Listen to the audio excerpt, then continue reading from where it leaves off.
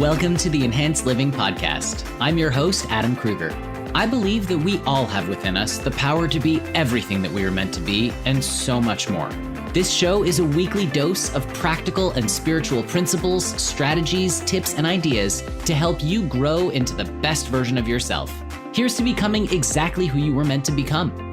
I've been called a human Swiss Army knife because I'm a TV host, inspirational speaker and coach, live event MC and DJ, certified yoga and Ayurveda teacher, functional fitness enthusiast, author, husband, and dad with a voracious appetite for knowledge, and I'll be sharing real talks with successful people from all walks of life, spiritual teachers and masters, and experts in many different fields. I'll also share my own perspective that I've gained from over 20 years of diligent meditation and spiritual work so we can all experience enhanced living. Are you ready to evolve? Let's do this. All right, welcome back to the show. Today's a really interesting episode because, as you know, if you've listened to the very first episode of Enhanced Living, you know that I am an empath and have been for my entire life, which means that if you've ever lied to me, I've known it, whether I've told you or not. And going out in crowds is very difficult because as someone who is empathic or anyone who is super sensitive, we can really pick up on our environments. We can really feel what other people are feeling. Sometimes we have no idea how or why we're feeling what we're feeling, and it's not something that we are really aware of. It's just something that we've always had. So in other words, it's not something that started because of some crazy event in our life. It's something that we've always been that way, and that's what life is like. So today's episode is all about someone who I connected with on a Zoom call, a group Zoom call, and it was one of those things where empath, boom, we just connected. It was one of those things where and that's kind of how these things go. So on today's episode, I would like to welcome, she is an empath coach, an intuitive life coach life coach certified. She's a certified intuitive life coach. She's a meditation and mindfulness teacher, just like I am. And she is a wonderful human being. Michele Ogston, thank you so much for being here today with me. Wow. Thank you, Adam. That was a beautiful intro. Yes, we are both empaths and did connect very rapidly. I mean, telepathically, which I think is very cool. We knew immediately. It's true, right? It's a really interesting thing because you can sort of pick up on what other people are feeling / thinking and so on and so forth. So for anyone who's not familiar with, let's say, what an empath coach does or an intuitive life coach does, can you just give us a little bit of a background on that and what you do exactly and why you chose to go in that direction? Okay, that's a very long answer. So I'm going to start. I'm going to start with, empaths, I think, which is very interesting is, and I didn't know this actually until I was older, which is empaths are born with hypersensitive neurons, which are your compassion neurons. And what that means is, as you know, it means you feel everything. So it's not just that we have empathy, which a lot of people have empathy. Empaths actually feel everything. Like you mentioned earlier, that you can sense when someone's lying, when something's off. There's definitely a different feel in the air. We have certain senses that we can actually pick up on things differently than other people because of these hypersensitive neurons. And what led me to actually being an empath coach was sort of a series of events. I started my spiritual training when I was 16. I was raised both Catholic and Jewish. So I had lots of guilt on either side of my family about what I was doing and where I was going. And in the Catholic religion, when you're 16, you are confirmed, which means you denounce all other religions and you devote yourself to the Catholic religion. And I was very fortunate that I had a mother who understood that was not the path for me. I was really ridiculed in my Catholic studies, and we went to church twice a week. But it was not the place for me. And so I was lucky that my mom saw that. And I told her, I don't want to do this. I didn't want to denounce the Jewish side of my family. And it just wasn't resonating with me. And she took me to see this mystic. Her name was Betty Bethards. She ran the Inner Light Foundation. And she led me on my first guided meditation, which completely changed my life. And this was the first time in my whole life that I actually resonated with a spiritual practice. Before, it had always been very led with like the have tos and you cannot do these things. And this was the first time that it actually opened up my mind to the possibility of that we're all one, that it didn't matter if we called it God or Jesus or Allah or Buddha. It didn't matter what we called this higher power, that we all really were resonating with the same thing. And that, my soul was like lit on fire. So my spiritual practice actually started before I knew I was an empath. I had no idea I was an empath until much later. And what ended up happening was, as an empath, I started to make broken decisions because I was broken. I just was feeling left out. I felt very odd a lot of the time. Because I had this sort of psychic ability, I never really told many people, but I did use it kind of secretly for most of my life. And it wasn't until I was married to my former husband, and I was very depressed. I was super depressed. I was trying things that I felt like should make me happy. I was working out, I was reading, I was going to the gym, I was in the parent group, I was volunteering, I was a coach at the high school. And I was just empty inside. And I was lucky enough that I was working from home, and I came home one day and I was just sort of like sitting on the edge of my bed, just like, I mean, if anybody's ever been depressed, you know, this feeling, this sort of like darkness that there's a physical ache to it, it's mental. And I was just kind of sitting there. And all of a sudden we got this mass text email from the school. And one of the women that were in our PTA group had dropped her kids off, just like all of us in the morning. And she drove up to a very popular lookout here and she killed herself. And it was in this moment that just life, I call this the shift, that life sort of paused for me. And I just sat there and I thought, could this be me? Could I get to a certain point in my life where the depression would take over and that isolation would really allow me to make that decision? Because I think as parents, we all think, oh, I would never leave my kids. But she did. I mean, she chose this. And it was that moment that really, I picked up the phone, I started therapy, I started learning about being empathetic and what that meant, what it meant to be an empath. And what I realized was that all these decisions that were broken were really because I was trying to fill a void from my empath tendencies my whole life. So ended up making decisions. I left that marriage. Like I said, I started therapy and really learning about what it is to be an empath, and became a certified life coach and started help people make decisions like I did, not necessarily leave your marriage, but more to say, what are the patterns that I'm making that are really not having my life head in the right direction, where I could make these broken patterns and break those and start making better decisions, knowing how to work with my empathic tendencies instead of just sort of like fighting against them all the time. So that's how I came here with you today. Wow. Okay. So there's so much to unpack. Because because that's the first time. So I didn't know what I was growing up. I just always picked up on things, felt like I didn't belong, felt like I was too sensitive, got made fun of for being too sensitive, in the sense that like everything bothered me. Would pick up on world events, like sometimes you wake up in a funk and things just don't feel right, and then you hear something on the news or whatever, and you're like, and it spirals you further. That's the first time I've heard about hypersensitive neurons. Can you please elaborate on that a little bit? Because it's literally the first time I've ever heard about it, and it explains quite a bit, I think.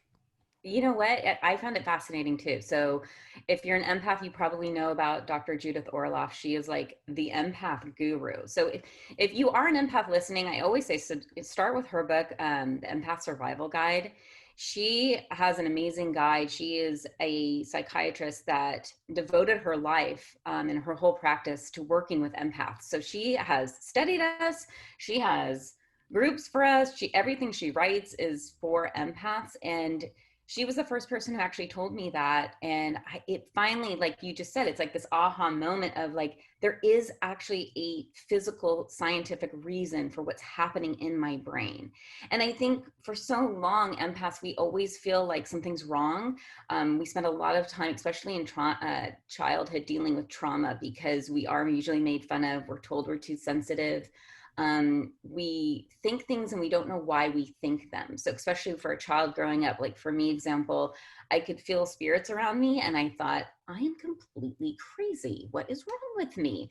And it wasn't until I started learning about that that I realized, oh, that's what that is, that you can just pick up on energy very, very quickly.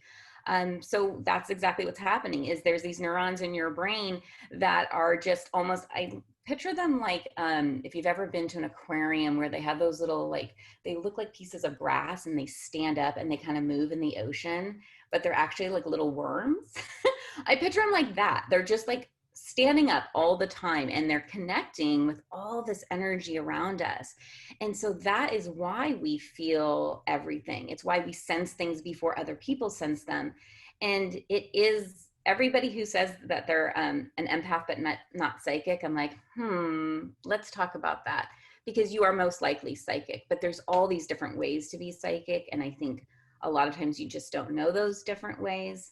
So that's sort of where that comes from, which sort of leads into narcissists because they have hypo mirror sensitive neurons, so they do not feel as much as we do, which is an interesting topic as well that we could probably spend a whole other podcast talking about. No, we definitely could. It's really interesting because, you know, when you think of the perspective of hypersensitive neurons, or just the fact that, you know, feeling everything, and I don't know, like I had issues growing up where like I remember going to like a bar with friends and we would go out and I would just feel so uncomfortable and I would just be like, all right, I need a drink. I have to have a drink. I don't drink now. I don't drink at all.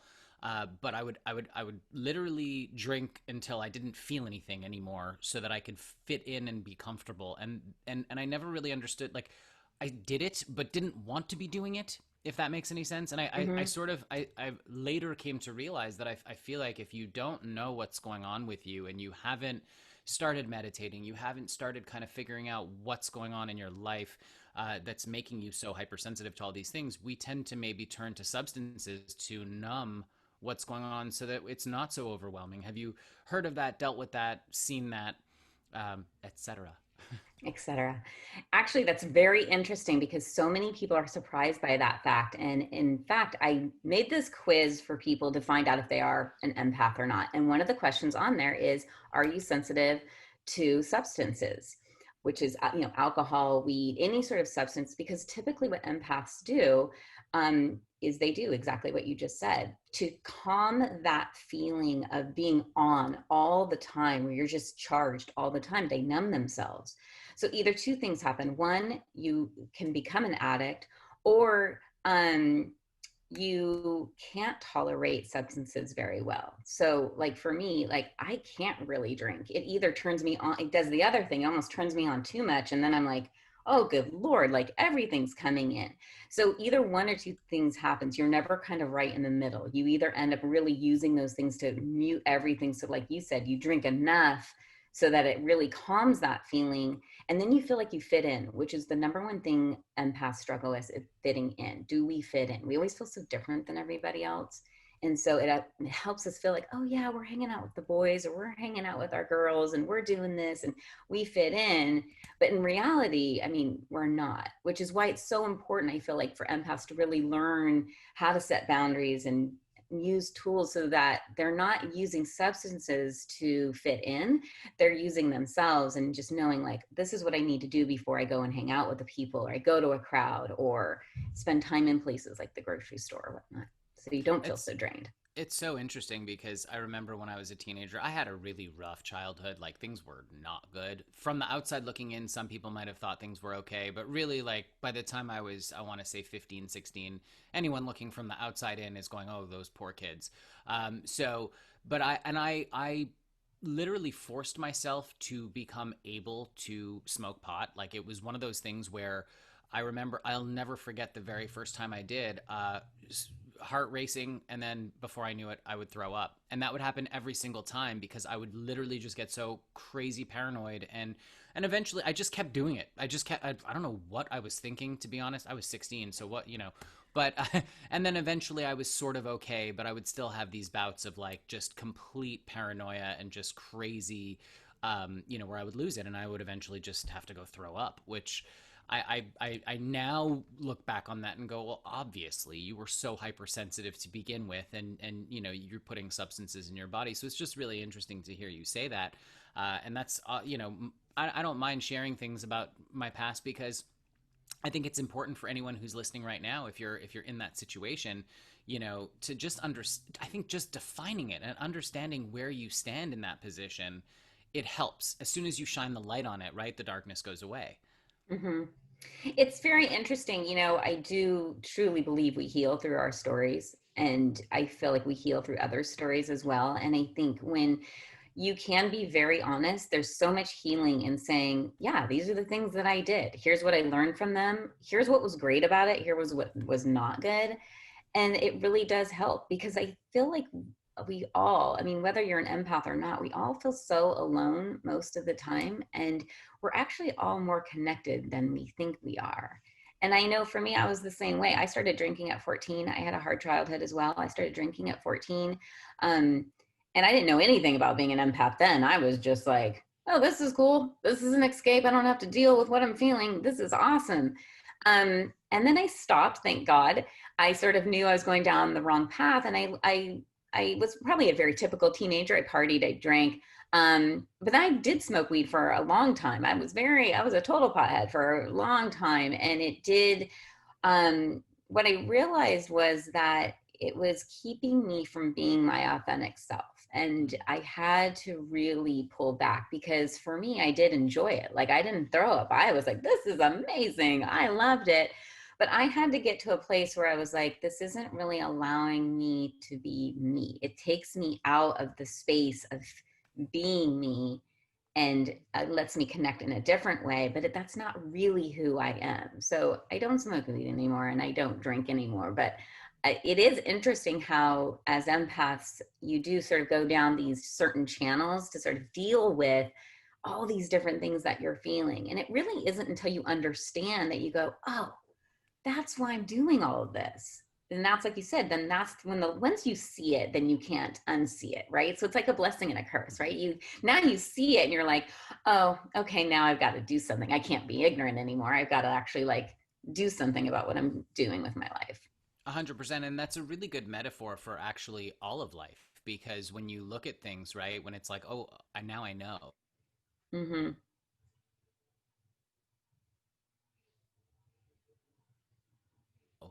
Of judging yourself, and then having that guilt feeling, right, which there, and again, before we leave the topic of cannabis altogether, obviously I'd like to recognize the fact that, medicinally there are definitely uses for it. The body has an endocannabinoid system. There's a reason why that's part of us. And so if you're currently using cannabis for medicinal purposes, good for you. If you're using it for recreational purposes, good for you. It doesn't matter. Like, we're not judging that. We're just saying that if it's impeding you from being who you are, maybe take a look at that. If you're waking up and getting high first thing in the morning, there's an issue there you got to take a look at, right? It's having a glass of wine at the end of the day is okay. It's not, we're specifically talking about, abusing it and using too much of it. If you're waking up and having a drink in the morning, there's an issue. You should not be drinking booze first thing in the morning. It's just not productive. So you mentioned guilt, and I want to address this real quick, because you have Catholic on one side and Jewish on the other, and oy vey, is all I have to say, because, I grew up Jewish, as my listeners know. And, at the age of, I think it was like 13, I had this existential crisis of like, wait a minute, this can't be all that there is. What, I'm supposed to just, finish school, go get married, have a family, grow up, work a job, retire, then die. Like, what's the point of all of this? And I just had this crazy, like, why are we here? What's the point? Right. And And with that, I realized in Judaism, right, that, you know, being kind and being good to other people is all that matters. And I took that lesson from Yom Kippur, which is the holiest of Jewish holidays, where you're supposed to fast and you're supposed to, you know, ask for forgiveness from your fellow man and from God. But in school, we learned that if you don't ask for forgiveness from your fellow man first, God doesn't forgive you. So I took that to mean that the most important thing is to be a good human being. And Mhm. so I want to know what that was like growing up, both, you know, Jewish and Catholic, having that insane amount of guilt, because good Lord, we all know that that's how those two, the Jewish grandmother and a Catholic grandmother, really, like, you know, we talked about this in the first time we spoke, like the difference between the two. Like the Jewish grandmother, like the Catholic grandmother says, eat this or I'll kill you. And the Jewish grandmother says, eat that or I'll kill myself. Maybe that's Italian, but the point is, you know, the guilt is there constantly. So what was that like for you specifically as an empath, and how did that play out into, you know, where you are now and how you help people through similar situations? That's a very good question because it was really insane. I really never knew where to turn. And I think my parents had the best of intentions. My parents are divorced. So, my mom was leading the Catholic route and my dad was leading the Jewish route. And I think, for them, they really wanted to educate me on their religion and share that part of themselves with me. However, growing up, religion is confusing in itself for a child, but then to have these two vastly different dynamics in religion, believing some very differently, that it was very hard to know where to align myself. And so what I found was, it was very confusing because although everyone spoke very highly about being kind and being, wonderful to other people, I never saw that. So Mhm. actions of nuns and priests, because I did live with my mother, I was raised very heavy Catholically. So like I said, we attended church twice a week. I had religious studies once a week. Um, I was never included. I was told I was going to hell a lot from nuns because my mom was, or my dad is Jewish, and my parents were divorced. So I was always pulled aside and talked to about the devil and how wrong I was, and I was 9, Oh my and so God. I wasn't really even sure what that meant. But what I was grateful for, and even in that moment, was that I felt like something was wrong. So empathically, I started to know that I don't think God would do this. Now, I want to make sure I say this to all your listeners. If you are Catholic and you are Jewish, I think that's beautiful. I have no sort of like hangups with organized religion. I think that if something works for you and you find solace in that and that helps you be a better person and live a beautiful life, I am all for that. Just for my own personal story, it was not something that was resonating with me. And so I felt like this is not, I cannot align myself with people who tell me that I'm going to hell. There's something wrong. Like there's something off with this story. And so luckily, like I said, my mom, was able to sort of help me branch out, because a lot of people in that situation would have said, no, you have to be Catholic and you have to choose a religion. So I was very lucky in that sense that I was able to sort of express how I was feeling to my mom without being having the fear of being ridiculed, and then being able to take action on it, I think was what saved me. Um, I think any other thing for me probably would have not ended good. But what ended up happening was those patterns of the guilt ended up later in life really affecting me to where, like, and this is something that codependent, or not codependence, but empath struggle with is being codependent. So we always put everybody's feelings before our own, which is a lot of what time it happens in religion as well. You tend to put others before yourself, which is good to a certain extent, especially if you're a parent. You kind of do that, and you're married, and we all kind of do that, I think, in our lives. But where is the breaking point? I did not know. I had no clue, because both sides of my growing up were like, no, you take care of everybody else first. So it took me a very long time, and with some really good coaching and some great therapy, I was able to really learn what one is a codependent and how do I fix that and how do I manage it you're never cured. I think that's one of the things too. People sometimes come to me and say, how can you cure me from being an empath? Yeah, there's no cure to this. So we just have to use our tools and, go from there. Yeah, it's interesting. Cure. I mean, it's not a sickness. It's not a disease. I mean, I personally, I think of it as a superpower, and because I think that if you have that ability to feel, then you can choose to act from a more compassionate place.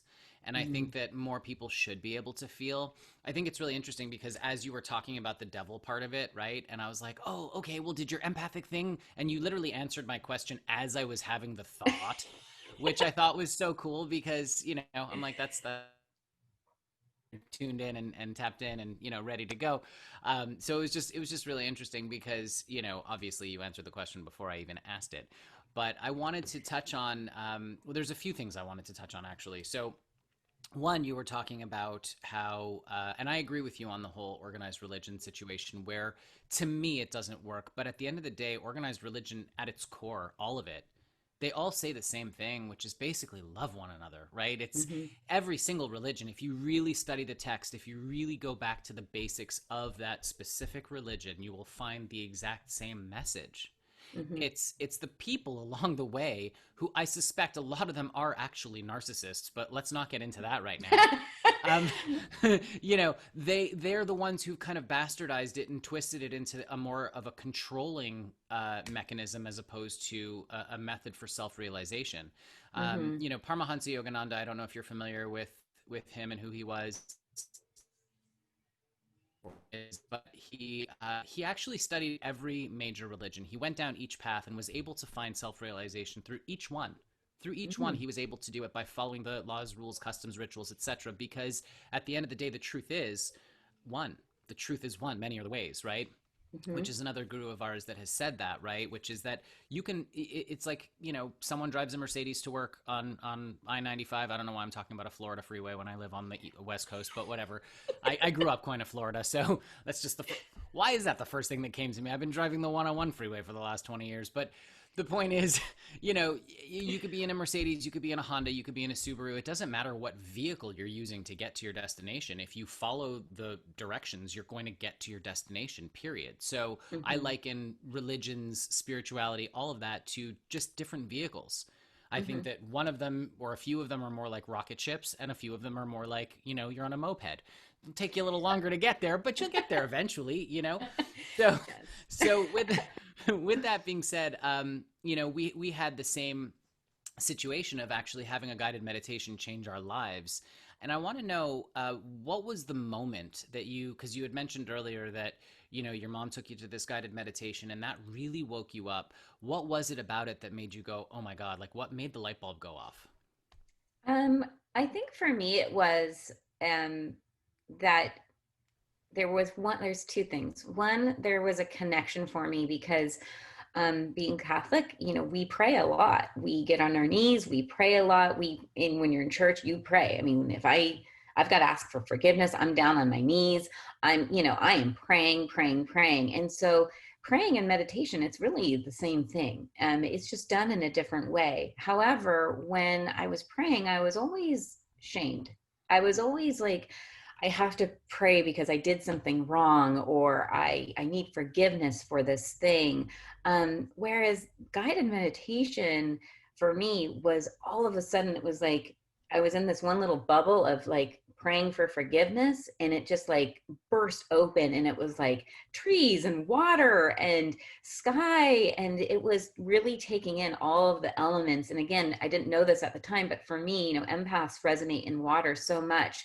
And so I just felt completely connected and like, oh my, this is what God had intended for me, was to be able to connect on this level with everything and everybody. And it felt so inclusive.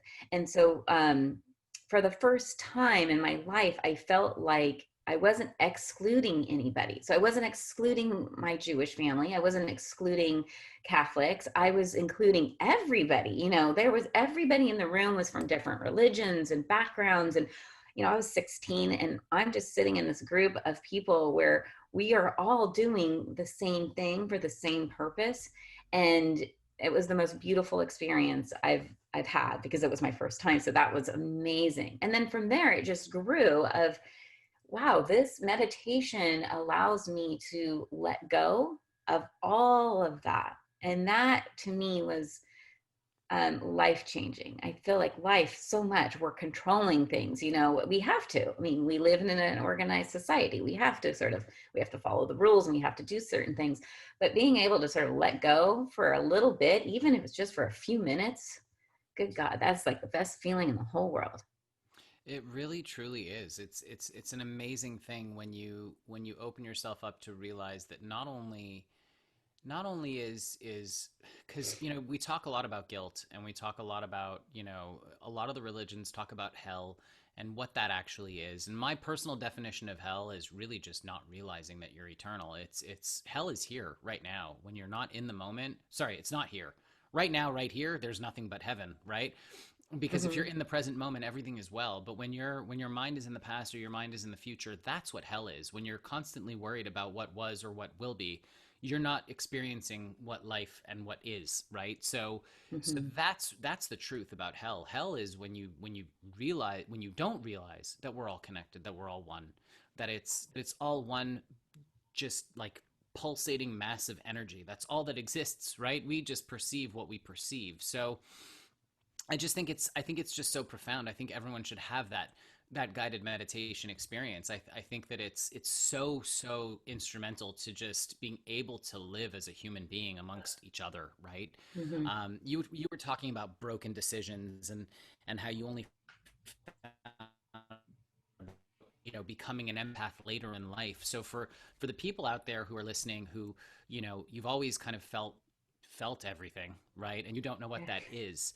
you know I want to kind of zero in on the broken decisions. I because I personally feel that a lot of the broken decisions I made were in an attempt to really fit in, and it's one of those things where I guess I want to explore that idea of not fitting in and why that is for people who feel so much and who can relate to people so much, because we know what you're feeling before you even do sometimes.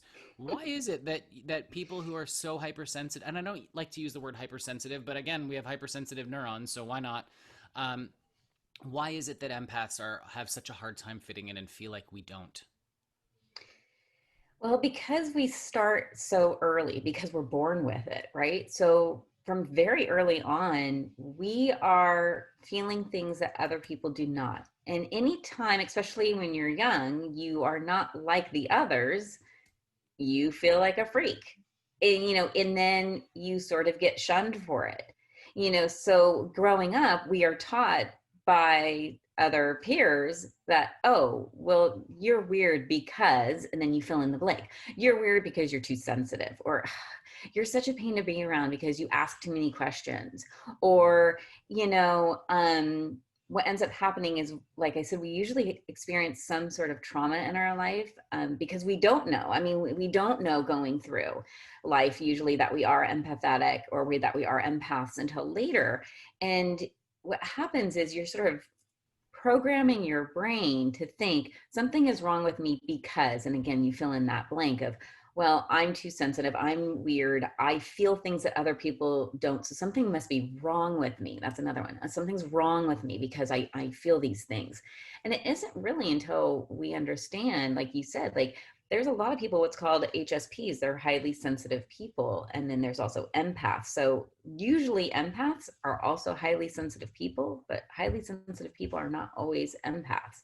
And so you could even just be a highly sensitive person of, you feel a lot of things and you're sensitive, but maybe you don't necessarily have like that psychic ability. You don't have the neurons that are like uncharged all the time here, waiting to pick something up. So I do think what ends up happening is because we're trying to fit in. I mean, everybody wants to fit in, especially as a child. You want to fit in. You want to hang out and like play handball and, hopscotch and stuff. Like you want to do the cool stuff, or Roblox now, right? Oh Guess it God. wouldn't be, right? It's not a hopscotch right now. It's Roblox, right? So you want to have friends on Roblox. Like you want to fit in, and being sensitive all the time doesn't really fit in.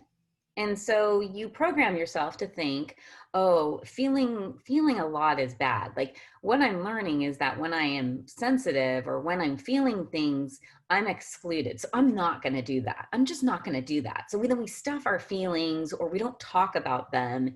And then we start making these decisions. So we program our brain, and our brain starts to get conditioned that this is what's happening. So I don't know if you've read the book by Dr. Joe Dispenza. It's called Breaking the Habits of Being Ourselves. And he talks about this, that our brain is wired to make it wants to make his life easy. So once we tell it to do something, it goes, oh, I'm going to do that again. And so when we unlearn those patterns, our brain is going, hey, whoa, no, this isn't easy. We're not doing this. So we're going to send signals to you to be like, hey, stop doing this. So breaking those patterns of saying, wait, no, being sensitive is okay. I'm going to set up these boundaries. I'm going to say no. I'm not going to go to a crowd. I'm not going to do these things. Your brain will actually try to stop you for a while. And so you have to really fight through that then to create those better patterns that you've literally learned your whole life. I mean, it takes a while. I'm sure it took you a while to learn, no, I'm not going to say no. And I'm not going to worry that they're going to be mad at me for saying no, or I'm going to talk about how I feel, which is very hard for an empath to talk about how we feel. Yeah. First of all, you brought up a lot of interesting things right there. I love Dr. Dispenza. I have Becoming Supernatural on my bedstand. I still, it's a phenomenal book. I actually haven't read the one that you referenced, but I'm gonna now. But at the end of the day, it's so interesting because, and I don't know if this is just an everybody thing, if this is or if this is an empath thing. And here's the thing: what you just said was really relevant to every single human being on the planet, which is that our brains are wired to do the easy thing. The more you have a thought, you're creating neural pathways that really just connect really easily in that direction and for that method. And so your brain's always going to take that route. So anytime you're trying to change a behavior, change a pattern, change something in your life, it's going to require effort. It takes 21 days, I believe, to form a habit. So you have to do it every single day for 21 days, and then it starts to become habitual, which the power of habit is so strong, and you can use it for good or for not so good. So if you take smoking, for example, right? If you're smoking cigarettes, you become addicted, that becomes a habit. So there's a physical addiction, but then there's also or a chemical addiction, I should say, and then there's the physical addiction, which is the habit. Breaking the habit means replacing the behavior as well as dealing with the chemical dependency. So there's two sides to breaking certain habits. With our thoughts, it's just, hey, all you got to do is break the mental pattern.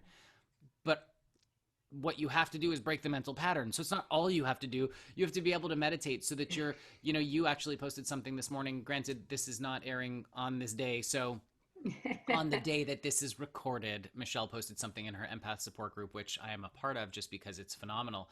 And so if you are empathic and you want to join it, please go find the empath support group on Facebook and join, because it's all people who are in the same boat, so to speak. And you had said, I lost my train of thought now.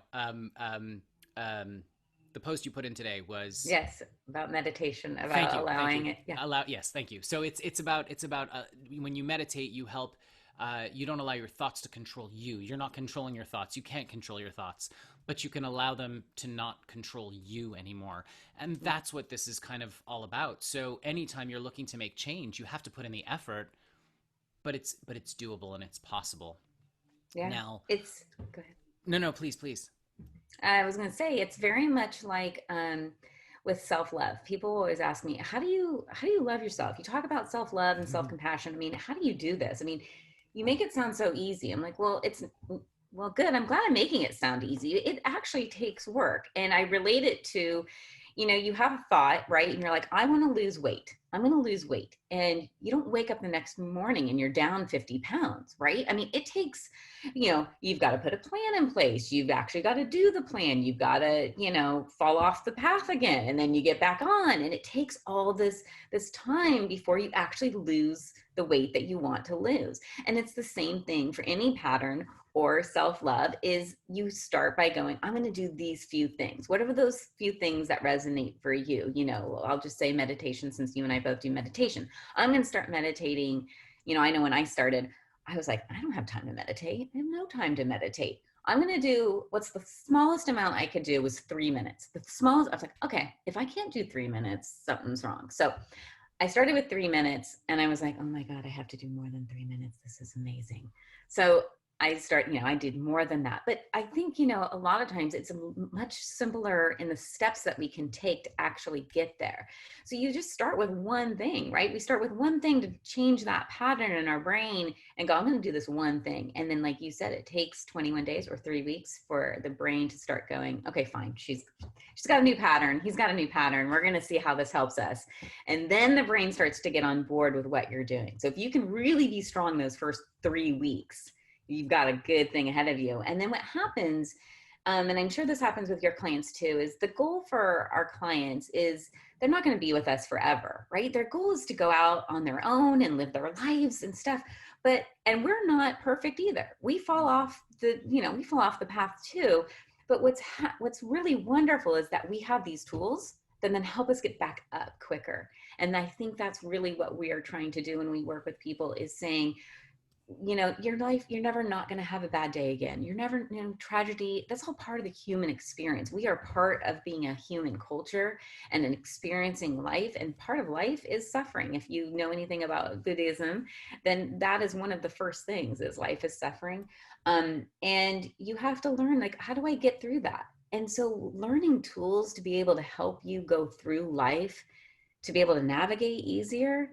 Oh my goodness, I think that's like the secret to life, is it's not about being happy all the time and every single day. It's about saying, I'm going to be happy and grateful for everything that I have now. And then on the days that I'm like not feeling it, I'm going to have these tools. I'm like this tool belt, right? I have this toolkit that I'm like, I'm going to pull out meditation today, and I'm going to take the day off and, go to the beach. I'm going to journal today. I am going to do these other things. I'm going to eat super healthy today. You have all these other tools that you pick out that then help you, move forward on those days. It's so profound. It's so true, because so many people think like, oh, you become enlightened, and I'm not saying that I am enlightened. I'm just saying that, they think you get to this place where all of a sudden everything's amazing, and that's just not the case. You don't technically change what your external experience is. The external experiences are always happening. We can't control, like, for example, the election or whatever. You can't control. I mean, yeah, you can vote, but other than that, I mean, there's no, and everyone should vote, but that's a whole, But at the end of the day, you can't control what's going on outside of you. The only thing that changes as you cultivate your inner work is you control you. You control your reaction to it, or lack thereof, for that matter. Because if you can not react and you can just act, that's how you change things for real. I want to ask you real quick, or I want to delve into one more topic before we get our enhanced living tip of the episode, and wrap up. But I wanna ask you real quick, because you had talked about, in your story about the depression, right? And how, I feel like that's something that empaths struggle with, where we kind of like, it's sort of like a wave, right? We ride these waves. It's not a bipolar thing. It's just, I don't know, maybe it's just me, but I feel like it's very easy to slip into a depressed state when you feel everything, because there's always a lot going on. And you had talked about the mom at the school who just randomly went and killed herself. And so it's a two-part question, really. One, you woke up that day feeling it before you knew anything. And so the first question is, and I feel like I know the answer, but do you think you were tapped into what was actually happening in that moment, where you knew already before you knew? Number one. Number two, how do you mitigate the depression when it hits? Because I know for me personally, and this hasn't happened recently, of course, but in my past, there were many times where I contemplated suicide. I never was serious about it, but I had looked at it and gone, wow, what's the point? Like, why am I even here? Like, what am I doing? What would it be like if I just wasn't anymore? And obviously I love myself, and I'm proud of who I am, and I'm not in danger in any way, shape, or form. And I haven't thought about that. Again, it's been years, and I would never ever do anything like that. So just for anyone listening, don't fret. It's just stuff that I had worried about when things were at their darkest in my life when I was younger. But so I want to know, how do you mitigate the depression? Because I've found tools for myself that help. But I find that sometimes, even now, like you said, just because we coach, just because we help others, doesn't mean we don't go through things ourselves. And I go through periods where where I have like these negative stints where I have to really use every tool at my disposal to pull myself out. And so, do you think that that morning you picked up on what was going on with that mom at your school? And B, how do you handle the bouts of when things become overwhelming for you? So here's one of the things I actually think that's important about, honestly, this is just a human thing, is depression is a very slippery slope, and you can get very caught up very easily. And so the honest answer to that question is no, I didn't. Because what happens when you become depressed is you aren't tuned in anymore. You're not I wasn't tuned into who I was. I wasn't tuned into my abilities. I was checked out. I wasn't suicidal, but I was pretty close. I had actually had thoughts like you, like, would my kids be better off? Would my kids be better off if, I was thinking about that that morning. Would my kids be better off if I wasn't here? Maybe that would be better for them. And that scared me. I had lost somebody to suicide 20 years, or at that point it was 15 years prior. So I am a huge mental health proponent of, especially for men. I think men have such a harder time reaching out and talking about their feelings. That's why I think it's so great that you are speaking out and that you share your story with people, because I know that men have a very hard time talking about how they feel, and talk about feeling left out or like not like everybody else. My God. I mean, it definitely, with the men that I work with, I mean, this is something that comes up quite a bit. And for me that day, I didn't know. And I think that scared me as well, as I was having these moments of just sitting on the bed thinking like, oh God, would my kids be better off? What would happen? I knew, because I had lost somebody very close to me to suicide. I knew that in that moment, then I got the text and I thought, God, if I don't get help, something is going to go wrong. And I think that is a tool in your toolkit, is being self-aware enough to know that, like, I need help, and that's okay. I think, we're starting to make that shift right now in culture of like, it's okay to need help. I think, 15 years ago, it was a little bit harder, or 20 years ago, right? It was harder to say that. Now it's a little bit easier, just a little bit. But yes, that is one of my tools, is I have a great therapist. And when I'm feeling, if I have a few days, recently, I think I shared this with you in February, I was waking up every morning crying, like just crying for no reason. I couldn't figure it out. I was like, I don't understand. My life is good. I'm remarried now. I have a wonderful husband. My kids are good. My daughter was graduating from college. I have all these wonderful things. This was before COVID. I was going on vacation the next week. I could not figure out like what was going on, and it kept happening. And I kept waking up thinking that my husband was going to leave me. I couldn't figure that out. I was like, what is going on?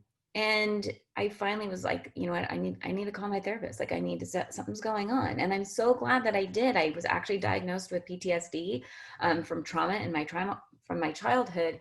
And a lot of that stemmed from fear of abandonment. And so that made sense. It was like, oh, well, my PTSD was kicking in, thinking that these things were actually happening, and there's no reality at it at all.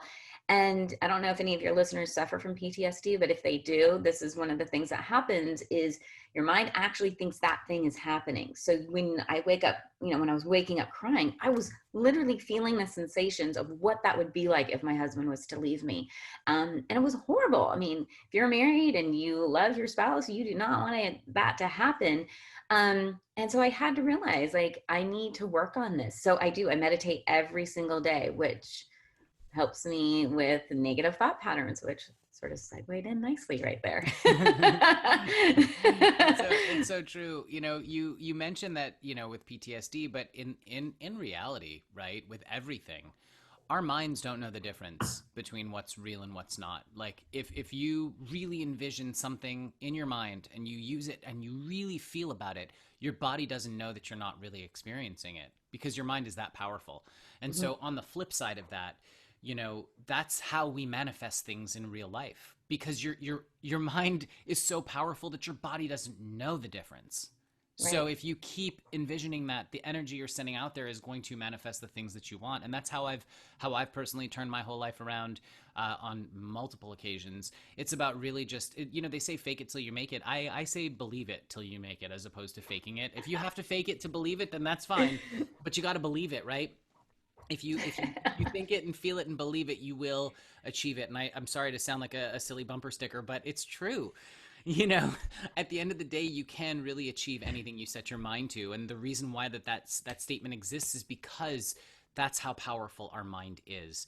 And so I just think it's so amazing that, when it goes in the wrong direction, because, using your mind for those positive manifestations, those positive things that you want to change in your life, that's wonderful. That's using it for what it's meant for. But when it starts to use you, right? Again, going back to meditation so that your thoughts don't control you. When your mind starts to use you, that's when we go down that weird, slippery path of despair and all of that nonsense that, I just want everyone who's listening to understand that no matter what you think right now, you're worthy. No matter what you think, you're worth it. No matter what you think, you deserve happiness. Every single person deserves to be happy. I don't care who you are. I don't care what you've done.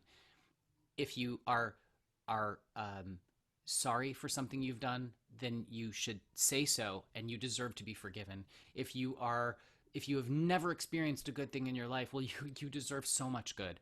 And I don't care who's listening right now as far as that goes. It doesn't matter who you are. It doesn't matter what you've done. You deserve to be happy. Every single human being does. And I will stand by that statement, period. I think that the only reason that people do bad things is because they're hurting themselves. They are hurting and they don't know how to fix it. So before we wrap up, I just want to know, for all my listeners, what would be one thing that you could give them today that they can use to help themselves live enhanced? Now, I know that we kind of covered a bunch of things, and meditation is definitely at the top of the list. But if there was one, I don't want to call it a tip or a trick or anything like that, but one idea that you would give today for my listeners to help them live enhanced, what would that be? So, it's hard to pick just one sometimes. So I'm trying to kind of go through my mind here and think of like one thing. I know we did talk about, breaking negative thought patterns.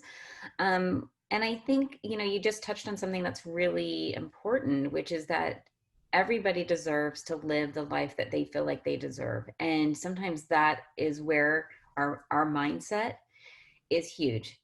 And if you don't feel like you deserve that, then that's where we need to start. And so, mindset, this is what I say to everybody who comes into life coaching, is the first thing we work on is mindset. What do you think that you're worthy of? What do you think that you are? And if it's not up here, let's work on that, because that is important. And so sometimes what ends up happening is we end up living in a pattern of survival instead of living. So a lot of us have learned how to survive. And so we get stuck in that, like what you just mentioned, is that flight or fight response. We know what to do, and then your brain gets stuck and you're there. And so how do you break that? And so this would be something kind of quick that I think we could do, which would be, it's 6 steps, which seems like, oh my God, 6 steps, that sounds horrible. But I'm telling you, this actually works. Whereas when you're having that negative thought, and I'll just use myself as the example. If I'm thinking, oh my God, my husband's going to leave me, I have to think, what am I feeling? What is that I'm feeling? Okay, I'm feeling that my husband might leave me. Where am I feeling it? So this brings in meditation. It also brings in mindfulness, which is the whole idea of mindfulness. I'm sure most of you know who are listening to this, but it's releasing everything and not being judgeful of what's happening in the moment. So we're sort of meditating and being mindful in the same moment of, where am I feeling this in my body? And usually for me, it's either in my stomach or my throat chakra. So I usually get tight in my throat, which is why you kind of quiver when you're emotional. And then you would say, what if this feeling could say something? What would it say? And a lot of this is journal writing. So sometimes if you're into journal writing, this is great. You can actually do this in a meditation if you want, or sometimes you just think it. Like sometimes for me, I just sit back and I think it. I don't have to do anything fancy with it. It's just, what would it say? And it's usually like, I'm scared. I don't want to be alone again. I don't want to have to go through a divorce. I just let it out. So I let it go. And then the thing that I think that really shifts everything, and this is the one question that I would tell everybody to really ask themselves always, and it takes you out of the victim mentality, which is, instead of like, why is this happening to me? Oh, everything bad happens to me. It's, what is this trying to teach me? You know, what is this teaching me right now in this moment? What is this really trying to teach me? And a lot of times for me in this moment is, what it's trying to teach me is that I actually need to be stronger. I need to take care of myself. I need to recognize my worth. So what does that mean? That means I need to do more meditation. So it actually is teaching me something in that moment. And so then you think, well, okay, what do I need right now? What if I could make the smallest step? I always say, take the smallest step that you'd be embarrassed not to take. Like you would tell someone, I can't believe I didn't take that step. Like the one that you'd feel a little bit from. And so maybe right in that moment, I just need to like have a glass of water and take a 5-minute break. Maybe it's something super simple. Maybe I need to do 1-minute meditation. Maybe I need to go for a walk, or, you know, take my shoes off and go walk around the grass or something like that. And then, you know, how do I do that? How can I do that right now? And just make that happen in that moment. And then what happens is it breaks that pattern in your brain, and it takes you out of that negative ruminating thought that will just sometimes stay with you and stay with you all day. It breaks it and sort of changes the direction, which is wonderful. So that would be my sort of like quick 6 tip. I love that. I love that. That's so useful. I think that we tend to spiral out a lot. A lot of people do, especially now, you know, with everything that's going on in the world. And so I just think that's so valuable. Michele, thank you so much for being here with us today. Tell me real quick, for all of my listeners, where can they find you? They can find me. Okay, so there's a few places. There, you mentioned earlier, the Empath support group on Facebook is a great place to start if you're an empath, and you know that's free. You just go there and show up, and you get little tips and tricks for the day, and people comment. And definitely as a community, you're in the group, so you know people join in. It's very active, but it's not overwhelming. It is a private group, so I do make sure everyone's kind of together there before, you know, we move forward. You can also reach me at Cloud9 Life Coaching. That's my life coaching group. It's Cloud9, the number 9. So that's Cloud9 Life Coaching, or Michele at cloud9lifecoaching.com. Amazing. Thank you so much, Michele. This has been such a wonderful, wonderful conversation. And if anyone is, you know, curious about any of it, what I'm curious about any of it, just go visit the group. You know, I think that's a great place to start, because you can find out if you are really an empath. But I would suppose that people know, like you know at this point, if you're listening and you've been thinking about it, you're like, oh my God, that's me. Definitely join the group. If you've learned something today, wonderful. Again, Michele, thank you so much. Thank you so much for having me, Adam. It's been such a blessing. Thank you. Thank you. Thanks for listening to this week's episode of Enhanced Living Podcast. If you enjoyed what you heard today, please share it with a friend. And if you haven't already, subscribe, rate, and review the show on your favorite podcast player. If you have any questions, comments, or feedback, feel free to reach me directly at enhancedliving.net. Thanks for listening.